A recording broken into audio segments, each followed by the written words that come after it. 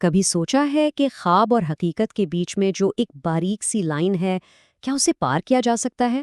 آج ہم ایک ایسی ہی ٹیکنیک پر بات کرنے والے ہیں جو بالکل یہی کرنے کا دعویٰ کرتی ہے۔ ہاں، اس میں تھوڑا ڈسپلن تو لگتا ہے، لیکن کہا جاتا ہے کہ یہ شعور کی ایسی حالتوں کا دروازہ کھول سکتی ہے جن کا ہم تصور بھی نہیں کر سکتے۔ تو چلیں اس پراسرار دنیا میں قدم رکھتے ہیں۔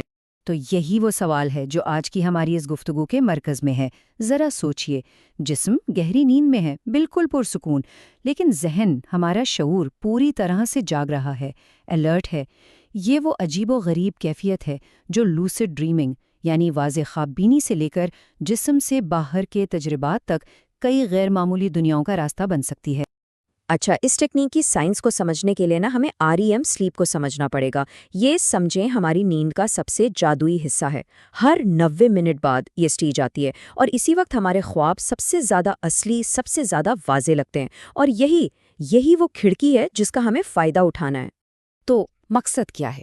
مقصد ہے اس ایک خاص حالت تک پہنچنا جہاں جسم بالکل پرسکون، گہری نیند میں ہو، لیکن دماغ پوری طرح ایکٹیو اور بیدار ہو۔ بس یہی وہ سویٹ سپاٹ ہے، وہ نایاب لمحہ جہاں سے یہ سارا کھیل شروع ہوتا ہے اور جہاں عام حقیقت کی سرحدیں دھندلانے لگتی ہیں۔ تو سوال یہ ہے کہ اس حالت تک پہنچا کیسے جائے؟ چلیں اب سیدھا اس کے عملی طریقوں پر آتے ہیں۔ سٹیپ بائی سٹیپ دیکھتے ہیں کہ اس تکنیک کے ماہرین کے مطابق اسے کرنا کیسے ہے۔ اور پتہ ہے اس ٹیکنیک کی سب سے اچھی بات کیا ہے؟ اس کے لیے آپ کو کوئی ماہر ہونے کی ضرورت نہیں، یعنی کوئی خاص ویژولائزیشن سکلز نہیں چاہیے۔ تو اگر کسی کو مراقبے کی دوسری ٹیکنیکس مشکل لگتی ہیں تو یہ ان کے لیے ایک بہترین آپشن ہو سکتا ہے۔ اچھا، تو کرنا کیا ہے؟ طریقہ بہت سیدھا سا ہے۔ آپ الارم لگائیں، کوئی 4 گھنٹے کی نیند کے بعد اٹھ جائیں، پھر اپنے بستر سے اٹھ کر کسی اور جگہ چلے جائیں، صوفے پر یا کسی اور کرسی پر۔ وہاں آرام سے بیٹھ کر اپنی ایفرمیشنز، یعنی جو آپ چاہتے ہیں، جیسے اب میں جسم سے باہر ہوں، اسے دہرائیں۔ اور سب سے ضروری بات، جب واپس نیند آ رہی ہو تو آپ کے دماغ میں آخری سوچ بس یہی ہونی چاہیے۔ لیکن ایک بات یاد رکھنے والی ہے، یہ صرف لفظوں کا کھیل نہیں ہے۔ اصل چیز ہے آپ کی نیت، آپ کی کمٹمنٹ، آپ کتنی شدت سے یہ چاہتے ہیں۔ ان الفاظ کو صرف زبان سے نہیں بلکہ پورے وجود سے، پورے دل سے محسوس کرنا ہے۔ تو تھیوری تو بہت ہو گئی، اب دیکھتے ہیں کہ اصل میں یہ تجربہ ہوتا کیسا ہے۔ چلیں ایک حقیقی کہانی سنتے ہیں۔ یہ ایک جرنل انٹری ہے، تاریخ تھی 7 مارچ 1974۔ تو کہانی کچھ یوں ہے کہ اس شخص نے بالکل وہی کیا جو ٹیکنیک کہتی ہے۔ 4 گھنٹے سویا، اٹھا، اپنی ایفرمیشنز پہ فوکس کیا اور واپس سونے کی کوشش کی، اور پھر ٹھیک 3:15 بجے جیسے ہی جسم نیند میں گیا اس کا شعور ایک دم سے ایک نئی دنیا میں پھٹ پڑا۔ تو سب سے پہلے کیا ہوا؟ ایک جسمانی احساس۔ وہ لکھتا ہے کہ اس کے پورے جسم میں جیسے بجلی کی لہریں دوڑنے لگیں، ایک شدید حرکت کا احساس، ایسا لگا جیسے کوئی انجانی طاقت اسے کہیں کھینچ رہی ہو۔ اور پھر 1 سیکنڈ میں سب کچھ بدل گیا۔ وہ اچانک ایک سمندر کے کنارے بنے گھر میں تھا، ہر طرف لہروں کے ٹکرانے کی آواز، اور یہ کوئی عام دھندلا سا خواب نہیں تھا، یہ بالکل اصلی لگ رہا تھا، اتنا ہی ٹھوس، اتنا ہی حقیقی۔ اچھا، شروع میں منظر تھوڑا دھندلا سا تھا، لیکن یہاں کمال کی بات یہ ہوئی کہ اس نے ہمت نہیں ہاری۔ اس نے اپنے شعور کا استعمال کیا اور ایک حکم دیا، زور سے کہا، اب وضاحت ہو۔ اور پتہ ہے کیا ہوا؟ اس کے آس پاس کی دنیا ایک دم کرسٹل کلیئر ہو گئی۔ یہ ایک زبردست مثال ہے کہ اس حالت میں ہمارا شعور کتنا طاقتور ہو سکتا ہے۔ اور جیسے ہی سب کچھ صاف ہوا، اس نے دیکھا کہ وہ اکیلا نہیں ہے، پورا کمرہ کچھ عجیب لوگوں سے بھرا ہوا تھا، ایسے لوگ جن کے جسم سے، ان کے ہر مسام سے روشنی نکل رہی تھی، اور انہی نورانی مخلوق سے اس کی وہ بات چیت شروع ہوئی جس نے سب کچھ بدل دیا۔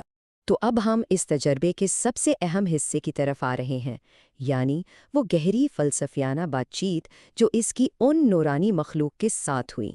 اس نے ان سے وہ سوال پوچھا جو شاید ہم سب کے دل میں کبھی نہ کبھی آتا ہے، ایک بہت ہی انسانی سوال، کہ یہ سب اتنا مشکل کیوں ہے، زندگی میں اتنی تکلیف کیوں ہے، اور رہنمائی اتنی کم کیوں ملتی ہے؟ اور ان کا جواب وہ بہت گہرا تھا۔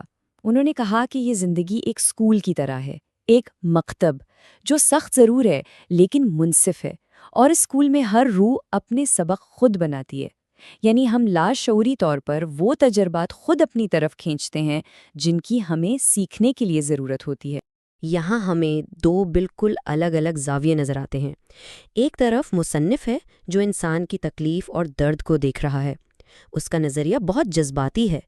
دوسری طرف یہ نورانی ہستیاں ہیں جن کا نظریہ بہت کائناتی، بہت بڑا ہے۔ ان کے لیے تکلیف اہم نہیں، اہم ہے آخری نتیجہ، یعنی حکمت۔ اور ان کے مطابق حکمت صرف تجربے سے ہی آتی ہے، چاہے وہ تجربہ کتنا ہی مشکل کیوں نہ ہو۔ اپنی بات کو ثابت کرنے کے لیے مصنف نے ایک دلیل دی۔ اس نے اس وقت کی آبادی کا ذکر کیا، 5 ارب لوگ، اور کہا کہ یہ سب تو اندھیرے میں جی رہے ہیں۔ اس کے نزدیک یہ اس بات کا ثبوت تھا کہ یہ کائناتی اسکول کا سسٹم کام نہیں کر رہا۔ تو یہ بات چیت ہمیں مجبور کرتی ہے کہ ہم حقیقت کے بارے میں اپنی سوچ پر نظر ثانی کریں۔ چلیں اب اس گفتگو سے نکلنے والے ان آخری اور شاید سب سے اہم فلسفیانہ نکات پر بات کرتے ہیں۔ ان نورانی ہستیوں نے کچھ بہت بڑی باتیں کہیں۔ ان کے مطابق ہماری حقیقت کی سمجھ بہت ہی چھوٹی ہے۔ انہوں نے کہا کہ وقت، جسے ہم اتنا اہم سمجھتے ہیں، وہ صرف ایک وہم ہے۔ ہم سب لافانی ہیں، اور ہمارے یہاں ہونے کا، ہمارے وجود کا مقصد ہی تجربہ حاصل کرنا ہے، کیونکہ اصل حکمت صرف اور صرف تجربے سے ہی آتی ہے۔ اور پھر ان ہستیوں نے ایک آخری بہت ہی طاقتور جملہ کہا۔ انہوں نے کہا، میرے دوست، تم پوری تصویر نہیں دیکھتے۔ یہ ایک یاد دہانی ہے کہ ہمارا انسانی نظریہ کتنا چھوٹا، کتنا محدود ہے، اور شاید حقیقت کی کوئی ایسی بڑی تصویر ہے جسے ہم فی الحال سمجھ ہی نہیں سکتے۔ اور یہی سوال ہے جو آخر میں ہمارے لیے بھی بچ جاتا ہے، آخر وہ پوری تصویر ہے کیا؟ اگر یہ تجربہ سچائی کی ایک ذرا سی جھلک بھی تھا، تو وہ کون سی عظیم حقیقت ہے جو ہماری نظروں سے اوجھل ہے؟ یہ ایک ایسا سوال ہے جس کا جواب شاید سائنس اور فلسفے کی موجودہ حدود سے بہت بہت آگے ہے۔